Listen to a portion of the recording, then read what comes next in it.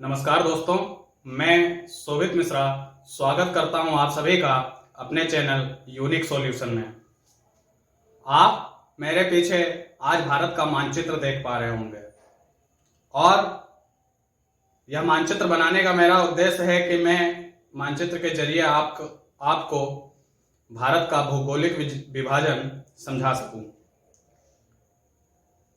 और इस मानचित्र को देखकर मैं क्या किसी भी भारतवासी का सीना चौड़ा हो जाता है, साथ में एक आत्मसम्मान और गर्व की अनुभूति होती है।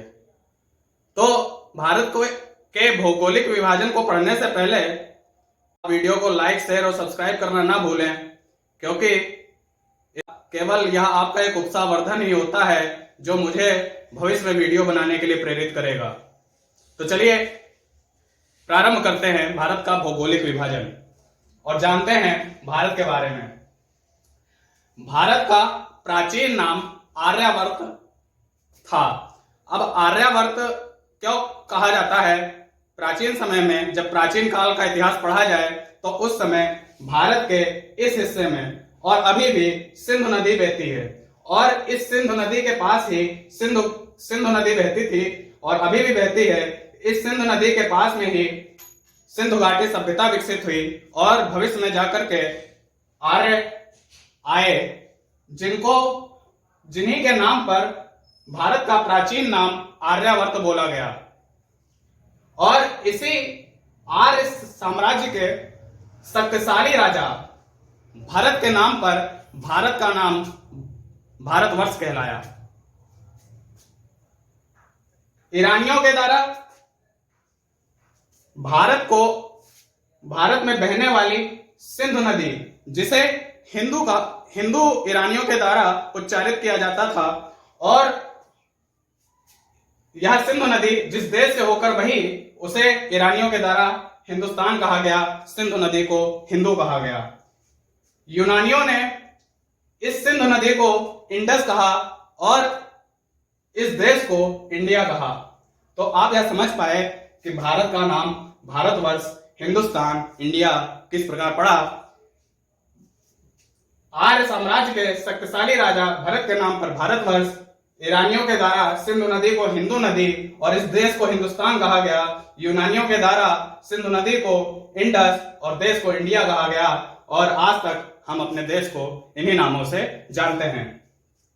अब बात कर लें कि भारत की स्थिति पूरे विश्व में क्या है, तो मैं आपको यह कहूंगा कि आप इस वीडियो को आगे बढ़ने से पहले पूरी तरीके से समझने के लिए अगर मेरे द्वारा बताया गया पहला वीडियो, जिसमें मैंने आपको वर्ल्ड मैप की आधारभूत समझ के बारे में बताया था, अगर आपने उसको नहीं देखा है तो आप पहले उसको देख लें, उसके बाद इस वीडियो को देखें, तो इस वीडियो को आप भली भांति समझ पाएंगे।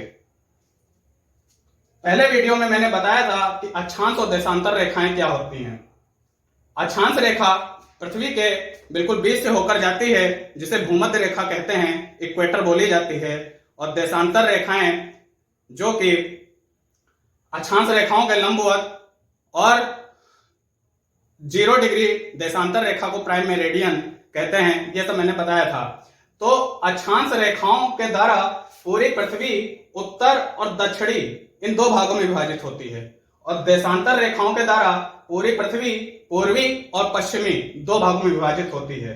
तो भारत एक दक्षिण एशिया का देश है जो कि 0 डिग्री अक्षांश रेखा के उत्तर में स्थित है और 0 डिग्री देशांतर रेखा के पूरब में स्थित है। तो इस प्रकार देखा जाए तो अक्षांश और देशांतर रेखाओं के सापेक्ष भारत की स्थिति पूरे विश्व में उत्तर पूर्वी दिशा में है।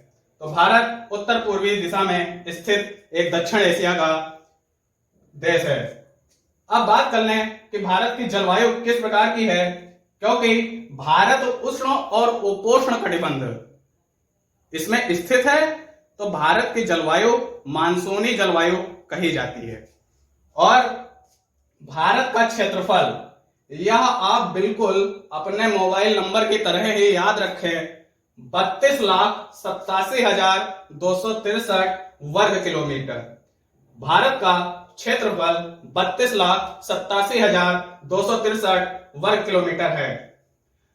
क्षेत्रफल की दृष्टि से भारत विश्व का 7वां बड़ा देश है। यह जो क्षेत्रफल है, इस क्षेत्रफल के हिसाब से देखा जाए तो भारत विश्व का 7वां सबसे बड़ा देश है, जो कि पूरे विश्व के क्षेत्रफल के महासागरों को छोड़ करके पूरे विश्व के क्षेत्रफल का 2.43% है।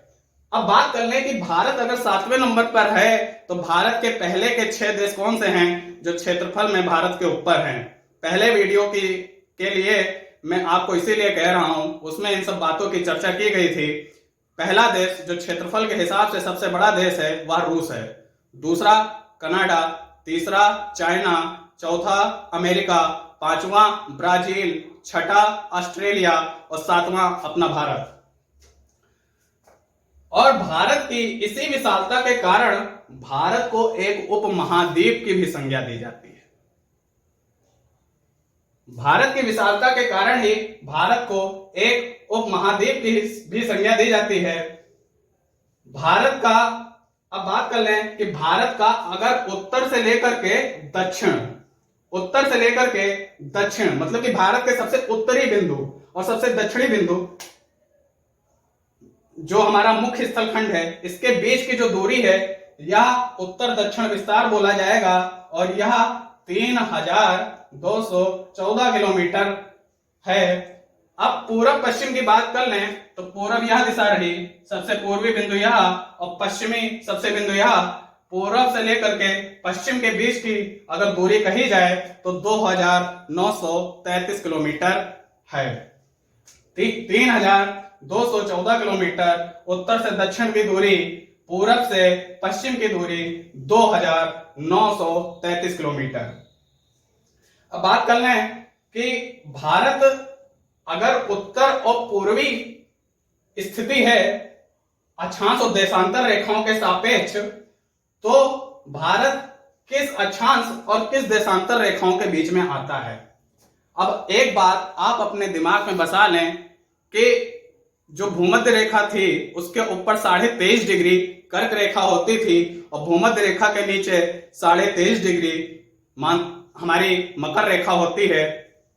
तो जो भूमध्य रेखा है, भूमध्य रेखा 0 डिग्री, उसके ऊपर की जो रेखा है कर्क रेखा, जिसे ट्रॉपिक ऑफ कैंसर कहते हैं, यह लगभग भारत के मध्य से होकर गुजरती है। और अब भारत के मध्य से होकर गुजरती है तो आप या तो समझ गए कि भारत कर्क रेखा के बीच में आता है और कर्क रेखा जो है वह 0 डिग्री से ऊपर की रेखा है, 0 डिग्री अक्षांश के ऊपर की रेखा है। तो भारत की अगर भारत का 0 डिग्री से ऊपर की तरफ बढ़ा जाए तो भारत की जो स्थिति है वह 8 डिग्री 4 मिनट से लेकर के 37 डिग्री 6 मिनट उत्तरी अक्षांश पर है। 8 डिग्री 4 मिनट से लेकर के 37 डिग्री 6 मिनट उत्तरी अक्षांश, इनके बीच में, मतलब कि अगर 8 डिग्री 4 मिनट खींचा जाए तो यह रेखा भारत के बिल्कुल नीचे से होकर जाएगी और 37 डिग्री 6 मिनट यह रेखा भारत के केवल ऊपर से उत्तरी बिंदु से होकर जाएगी। लेकिन 8 डिग्री 4 मिनट के अलावा आप एक स्थिति और याद रखें, 6 डिग्री 4 मिनट से लेकर के 37 डिग्री 6 मिनट। अब आप कहेंगे या दो स्थिति किस प्रकार हो सकती हैं। 8 डिग्री जो 4 मिनट है या भारत की मुख्य स्थलखंड, जो भारत का मुख्य स्थलखंड है या है, और इस मुख्य स्थलखंड का सबसे दक्षिणी भाग जो है 8 डिग्री 4 मिनट वहां पर बोला जाएगा। लेकिन जो 6 डिग्री 4 मिनट है, आप जानते हैं भारत केवल इतना ही नहीं है, भारत की स्थिति लक्षद्वीप में भी है, भारत अंडमान और निकोबार में भी बसता है। तो अगर अंडमान और निकोबार के सबसे दक्षिणी बिंदु से लिया जाए तो भारत का जो अक्षांशी बिंदु होगा वह 6 डिग्री 4 मिनट होगा। तो कहने का मतलब यह हो गया कि भारत के मुख्य स्थलखंड से लेकर के अगर उसके द्वीपों की स्थिति भी ली जाए तो 6 डिग्री 4 मिनट से लेकर के 37 डिग्री 6 मिनट उत्तरी अक्षांश के बीच में भारत की स्थिति होगी। लेकिन द्वीपों को छोड़कर मुख्य स्थलखंड से भारत की स्थिति ली जाए तो यह 8 डिग्री 4 मिनट से 37 डिग्री 6 मिनट होगी। अगला, अब यह इस स्थिति पर चर्चा कर लें तो भारत, आपने पढ़ा कि उत्तर के साथ साथ पूर्वी क्षेत्र में भी इसकी स्थिति है, तो 68 डिग्री 7 मिनट, यह हमारा 68 डिग्री 7 मिनट बोला जाएगा। और 97 डिग्री 25 मिनट, यह हमारा 97 डिग्री 25 मिनट पूर्वी देशांतर है। यह दोनों देशांतर रेखाएं हैं और साथ में यह उत्तर पूर्वी क्षेत्र में था, तो इसलिए पूर्वी देशांतर 68 डिग्री 7 मिनट से लेकर के 97 डिग्री 25 मिनट के बीच में भारत का पूर्वी देशांतर का विस्तार है और 8 डिग्री 4 मिनट 37 डिग्री 6 मिनट यह भारत का हमारा उत्तरी अक्षांश का विस्तार है। और अगर द्वीपों की बात कर ले तो 6 डिग्री 4 मिनट से लेकर के 37 डिग्री 6 मिनट यह हमारा उत्तरी अक्षांश का विस्तार द्वीप के साथ में होगा। अब बात कर लें कि जो अभी हमने पढ़ा कि भारत में जो कर्क रेखा है वह भारत के बिल्कुल मध्य से होकर गुजरती है, तो परीक्षाओं में यह अक्सर पूछ लिया जाता है कि निम्न में से किस राज्य से होकर कर्क रेखा नहीं गुजरती है, या निम्न में से किस राज्य से होकर कर्क रेखा गुजरती है। तो आपको इन राज्यों का क्रम याद रखना पड़ेगा। यह कर्क रेखा भारत के गुजरात से प्रारंभ होकर के गुजरात, राजस्थान, मध्य प्रदेश, छत्तीसगढ़, झारखंड, पश्चिम बंगाल, त्रिपुरा, मिजोरम। अब आप इस बात को, अगर भारत के नक्शे को आप अपने दिमाग में बसा सकते हैं तो इन राज्यों को आप भली भांति समझ जाएंगे। यह हमारा गुजरात पड़ता है, गुजरात के बाद यहाँ पे राजस्थान हमारा सबसे बड़े क्षेत्रफल वाला राज्य भारत का है, तो गुजरात, राजस्थान, उसके बाद बीच में मध्य प्रदेश पड़ेगा, फिर छत्तीसगढ़, फिर झारखंड यहीं पर है, और वेस्ट बंगाल, पश्चिम बंगाल, या पूरा क्षेत्र पश्चिम बंगाल का ही है, उसके बाद त्रिपुरा और मिजोरम। ये हमारे राज्य भारत के वे हैं जो कर्क रेखा जिनसे होकर गुजरती है। पेपर में कभी कभी यह भी पूछ लिया जाता है भारत का वह कौन सा शहर है जो कर्क रेखा पर ही स्थित है, तो याद रखिएगा झारखंड का रांची शहर, जो कि झारखंड की राजधानी भी है, वह कर्क रेखा पर स्थित है। अब हम लोग ये बात समझें कि 0 डिग्री देशांतर रेखा को, जो मैंने पहले वीडियो में बताया था, जिसे प्राइम मेरिडियन बोलते हैं, जो यूके से होकर, यूनाइटेड किंगडम से होकर निकलती है, जिसके द्वारा पूरे विश्व का मानक समय निर्धारित किया जाता है, उसे हम लोगों ने 0 डिग्री प्राइम मेरिडियन बोला था। अब भारत में किसके द्वारा मानक समय निर्धारित किया जाता है, तो भारत में 82.5 डिग्री देशांतर रेखा, जो लंबवत रेखाएं होती थी उनको देशांतर रेखा कहते थे या लॉन्गिट्यूड भी बोलते थे। तो जो 82.5 डिग्री देशांतर रेखा है, इसके द्वारा हमारे भारत का स्टैंडर्ड टाइम निर्धारित किया जाता है, और यह रेखा हमारे उत्तर प्रदेश के, जो हमारा उत्तर प्रदेश है, वहां पर इलाहाबाद के नैनी से होकर यह रेखा गुजरती है, और वहां के समय को भारत का स्टैंडर्ड समय या मानक समय बोला जाता है। अब यह जो 82.5 डिग्री स्टैंडर्ड जो रेखा है, स्टैंडर्ड टाइम निर्धारित करने की रेखा है, यह भारत के किन राज्यों से होकर गुजरती है, यह भी आपको ध्यान रखना है। तो जो 82.5 डिग्री पूर्वी देशांतर रेखा है, यह भारत के उत्तर प्रदेश, उसके नीचे मध्य प्रदेश, फिर छत्तीसगढ़, उड़ीसा और आंध्र प्रदेश, यह 5 राज्य ऐसे हैं जिनसे भारत की मानक समय की रेखा गुजरती है। उत्तर प्रदेश, मध्य प्रदेश, छत्तीसगढ़, उड़ीसा, आंध्र प्रदेश। और यह मानक समय रेखा जो 0 डिग्री प्राइम मेरिडियन थी, उसके समय से 5.5 घंटा आगे है। जो 0 डिग्री प्राइम मेरिडियन थी, उसके समय से 5.5 घंटा हमारे देश का समय 0 डिग्री प्राइम मेरिडियन के समय से आगे रहता है। ठीक है, अब बात कर लें कि भारत की स्थलीय सीमा की लंबाई कितनी है। अब आप इस बात से परिचित हैं कि भारत के दक्षिण में हिंद महासागर भारत के ही नाम पे हमारे एक विश्व के बड़े महासागर का नाम है, जो कि एक आत्मसम्मान की बात है। हिंद महासागर और अरब सागर, इस क्षेत्र में बंगाल की खाड़ी है, तो आप देखेंगे कि भारत के दक्षिण में लगभग एक विशाल जलराशि स्थित है। लेकिन भारत के उत्तर में हमारा लगभग स्थलखंड ही है, और इस स्थलखंड से हमारे कई देशों की सीमाएं लगती हैं।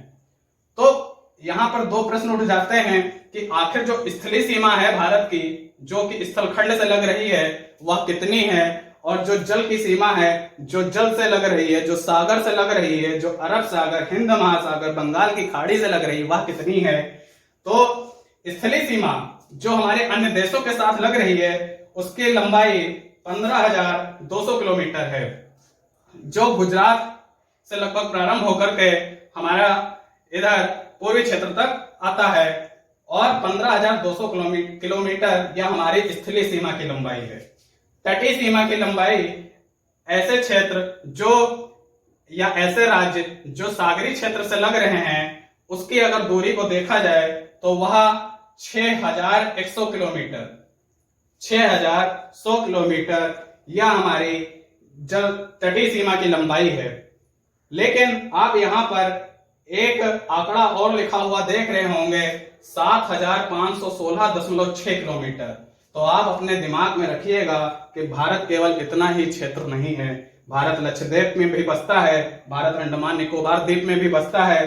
तो अगर ये सारे द्वीप हैं, और द्वीप की बात मैंने आपको पहले वीडियो में बताई थी, ऐसा कोई स्थलखंड जो चारों तरफ जलराशि से घिरा हो द्वीप बोला जाता है। अब आपको यहाँ पर एक रोचक तथ्य यह बताता हूं कि अंडमान निकोबार में आपको जो है छोटे छोटे द्वीप दिख रहे होंगे, ऐसे मिलाकर के कुल 572 द्वीप अंडमान निकोबार द्वीप में हैं। अब लक्षद्वीप में कुल 36 द्वीप हैं, लक्षद्वीप में कुल 36 द्वीप हैं, लेकिन अभी एक द्वीप पराली द्वीप जल्दी में डूब गया है, जिसके कारण वहां पर 35 द्वीप बचे हुए हैं। तो भारत की तटीय सीमा 6,100 किलोमीटर, यह जो सीमा है यह मुख्य भूमि के साथ समुद्र की सीमा है, जो हमारी यह मुख्य भूमि बोली जाएगी इसके साथ समुद्र की सीमा है। लेकिन यह द्वीप भी तो है, इन द्वीपों की भी तो समुद्री सीमा जोड़ी जाएगी, और अगर इन द्वीपों की समुद्री सीमा इस तटीय सीमा में जोड़ दी जाए तो 7,516.6 किलोमीटर यह भारत की कुल तटीय सीमा हो जाती है। तो मेरे ख्याल से स्थलीय सीमा और तटीय सीमा आप समझ पाए होंगे। अब बात कर लें कि भारत का सबसे पूर्वी बिंदु कौन सा है, मतलब कि भारत में अगर सबसे पूर्वी बिंदु की बात की जाए तो किबुथु, यह हमारा अरुणाचल प्रदेश में पड़ता है। सबसे पूर्वी बिंदु हमारा किबुथु बोला जाएगा, जो अरुणाचल प्रदेश में पड़ता है। पश्चिमी बिंदु गौर माता, जो कि गुजरात में पड़ता है। हमारा उत्तरी बिंदु इंदिरा कौल बोला जाएगा, जो जम्मू कश्मीर में पड़ता है। और दक्षिणी बिंदु हमारा इंदिरा पॉइंट है, जो अंडमान निकोबार में सबसे नीचे स्थित है। यह याद रखिएगा, यह मुख्य भूमि में नहीं है, जो इंदिरा पॉइंट है यह भारत की मुख्य भूमि में नहीं है, यह द्वीप पर स्थित है। लेकिन अगर मुख्य भूमि का सबसे दक्षिणी बिंदु की बात कर लें तो वह कन्याकुमारी होगा। इसीलिए तो कहते हैं, कभी कभी आपने सुना होगा कश्मीर से लेकर कन्याकुमारी तक, तो कन्याकुमारी मुख्य भूमि का दक्षिणतम बिंदु है। लेकिन जो हमारा इंदिरा पॉइंट है यह हमारे द्वीप को भी मिलाकर के सबसे दक्षिणी बिंदु बोला जाएगा। तो आप याद रखिएगा, किबुथु अरुणाचल प्रदेश पूर्वी, गौरमाथा पश्चिमी गुजरात, इंदिरा कौल उत्तरी जम्मू कश्मीर, और इंदिरा पॉइंट हमारा अंडमान निकोबार सबसे दक्षिणी मुख्य भूमि का कन्याकुमारी। ठीक है, इसके अलावा कुछ एक बात और भी जान लें, समुद्र से जब जुड़े हुए हैं तो एक दो बातें समुद्र पर भी और चर्चा कर लेते हैं।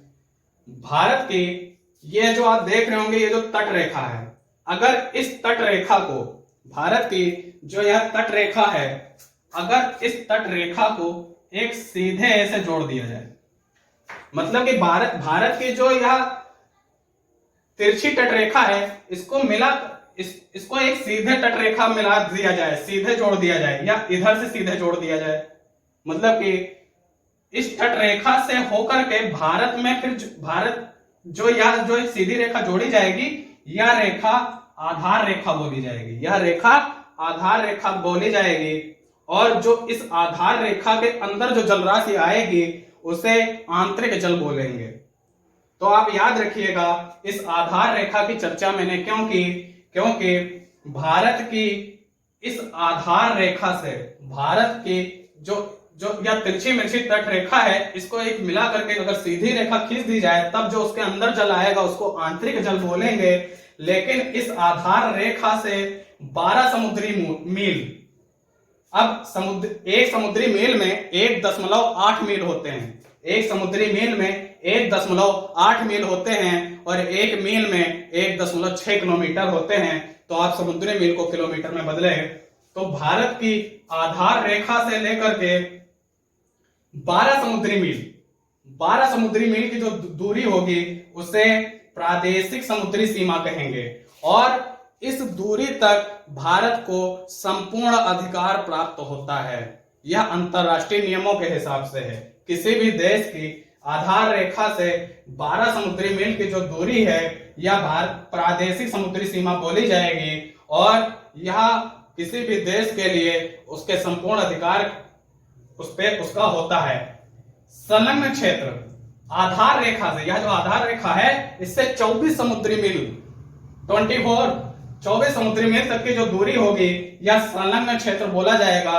और इस संलग्न क्षेत्र में किसी भी देश को अपने साफ सफाई करने, वहां पर सीमा शुल्क वसूलने और वित्त कार्यों के संबंधित कार्य वह देश कर सकता है।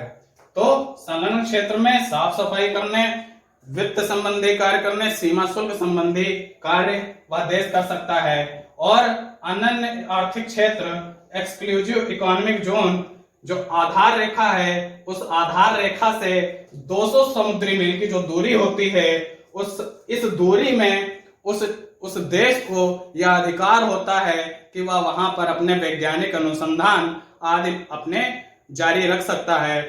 तो आप इन 3 क्षेत्रों को ध्यान रखिएगा, प्रादेशिक समुद्री सीमा, संलग्न क्षेत्र, अनन्य आर्थिक क्षेत्र। ठीक है, यह बात आपको शायद समझ में आ गई होगी और ध्यान में भी रखिएगा। ठीक है, अब भारत में वर्तमान समय में 28 राज्य हैं। याद रखिए, जम्मू कश्मीर जो राज्य था उसका बंटवारा करके अब 2 केंद्र शासित प्रदेशों जम्मू कश्मीर और लद्दाख में जब बांट दिया गया तो एक राज्य हमारा कम हुआ। जब 29 राज्य थे उसमें से एक राज्य कम हुआ। अब वर्तमान में भारत में 28 राज्य हैं और 8 केंद्र शासित प्रदेश हैं। आप पढ़ रहे थे कि 7 केंद्र शासित प्रदेश थे, 7 के बाद 9 हो गए, क्योंकि जम्मू कश्मीर जब 2 केंद्र शासित प्रदेशों में बढ़ गया तो एक जम्मू कश्मीर और एक लद्दाख बना, तो 7 2 9। लेकिन अभी कुछ समय पहले ही दादर नगर हवेली और दमन दीव को मिला करके एक केंद्र शासित प्रदेश बना दिया गया। तो आप 9 में से 1 घटा लें, वर्तमान में 28 राज्य और 8 केंद्र शासित प्रदेश हैं। अब यह भी चर्चा कर लें कि भारत से लगे हुए कौन कौन से पड़ोसी देश हैं। तो भारत से 7 देशों की स्थलीय सीमा संपर्क में है। सबसे बड़ी सीमा भारत जो साझा करता है वह बांग्लादेश के साथ करता है। उसके बाद नंबर 2 पर चाइना के साथ भारत की नंबर 2 की सबसे बड़ी सीमा है। नंबर 3 पर पाकिस्तान के साथ भारत की सबसे बड़ी सीमा है। नंबर 4 पर नेपाल के साथ सीमा है। नंबर 5 पर म्यांमार के साथ सीमा है। नंबर 6 पर भूटान के साथ सीमा है और सबसे छोटी सीमा अफगानिस्तान के साथ में है, जो कि यहाँ पर पीओके में 105 किलोमीटर की है। और आप कहेंगे कि पीओके अपना ही है, आज नहीं तो कल छीन ही लेंगे। तो चलिए बात करते हैं। अब आप समझ पाए, साथ में जो श्रीलंका है, श्रीलंका जो है यह भी भारत का एक पड़ोसी है, जो पाक जल संधि और मन्नार की खाड़ी के द्वारा अलग है। और आदम के पुल के द्वारा राम सेतु, उस जो कि रामेश्वरम के धनुषकोडी से प्रारंभ होकर श्रीलंका के मन्नार द्वीप तक जाता है, यह भारत और श्रीलंका के बीच में विद्यमान है।